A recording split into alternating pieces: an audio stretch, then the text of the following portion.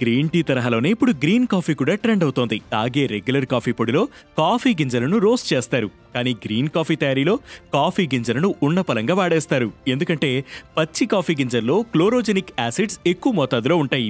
దీనివల్ల anti oxidants, anti inflammatory properties శరీరానికి సమృద్ధిగా అందుతాయి.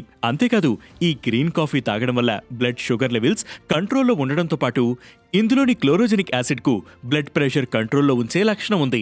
ఇందులో ఉండే కెఫిన్ మీ అలర్ట్నెస్, ఎనర్జీని బూస్ట్ చేస్తుంది. కానీ ఎక్కువ మోతాదులో గ్రీన్ కాఫీ తాగడం కూడా అంత మంచిది కాదంటున్నారు ఆరోగ్య నిపుణులు. ముఖ్యంగా బీపీ, థైరాయిడ్, గ్యాస్ట్రిక్ సమస్యలు ఉన్నవారు వైద్యులను సంప్రదించి తీసుకోవడం మంచిదని సూచిస్తున్నారు. గ్రీన్ కాఫీతో బీపీ కంట్రోల్ అయ్యే మాట నిజమే, కానీ ఎక్కువ మోతాదులో గ్రీన్ కాఫీ తాగితే బీపీ లెవెల్స్ పెరుగుతాయని హెచ్చరిస్తున్నారు.